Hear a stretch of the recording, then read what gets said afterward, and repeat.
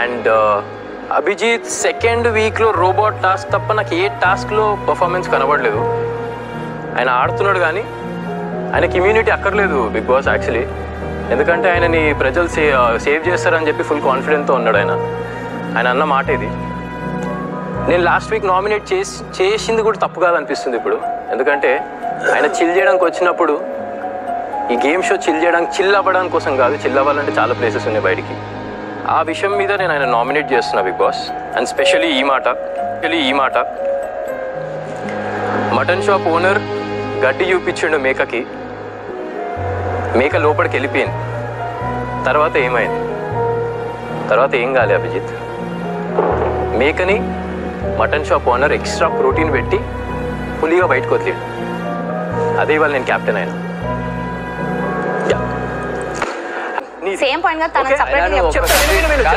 ఒక కత్తి తీసి ఆ పర్సన్ కి సంబంధించిన పాయింట్ చెప్పిన తర్వాత ఇంకో పర్సన్ దగ్గర వెళ్ళాలి. నువ్వు గట్టిగా ఫిక్స్ అయ్యి నీ ఇష్టం. నువ్వు చెప్పకు గేమ్ తర్వాత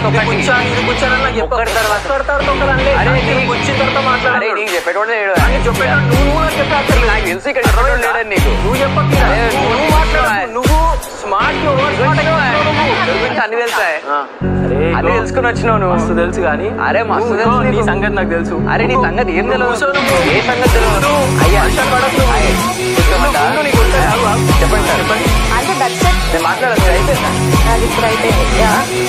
బాబు మేక ఎప్పుడు పులి కాదు బాబు, మేక బలవుతుంది. అవునా? ఇక్కడ పులే వచ్చింది బాబు, ఎక్స్ట్రా విటమిన్ తిన్నది. ఏది తెలియదేమో, కొన్నిసారి పులే వస్తుంది. నాకు మాటలకే అర్థమైందా? చేతలకి ఏది ఉండదు. ఇది అయిపోయిందా? నేను అయిపోయినప్పుడు నేను మాట్లాడుకుంటా భయ. నువ్వు మాట్లాడు. మాట్లాడుకుంటూ ఉండాలా? మాట్లాడుతున్నా కదా. మాట్లాడినప్పుడు నేను ఆలోచిస్తా. విను, నా సోచ్ గురించి మాట్లాడు. బుద్ధి నీకుందా? అసలు నీకుందా? అది మాట్లాడమంటావు, మాట్లాడినావు. వాడు బుద్ధి గురించి మాట్లాడమంటావు, మాట్లాడినావు. వాడు బుద్ధి గురించి మాట్లాడుతున్నావు.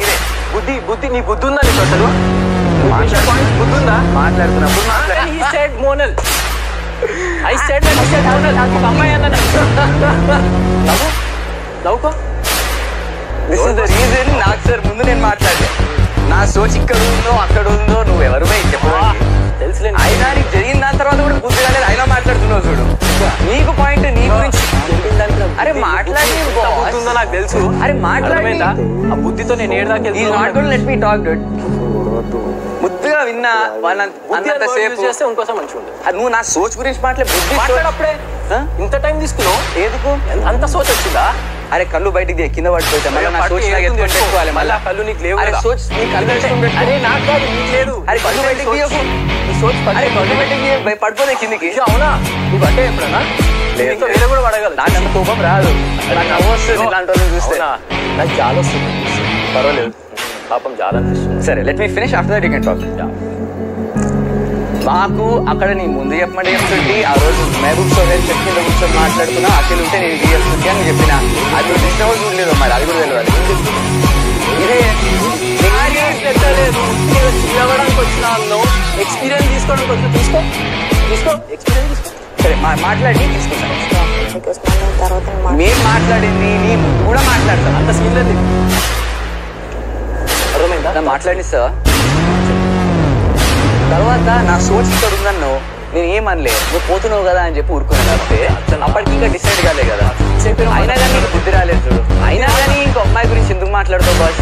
అమ్మాయి ఎక్కడ మాట్లాడిన అమ్మాయి గురించి నువ్వు మాట్లాడినావు.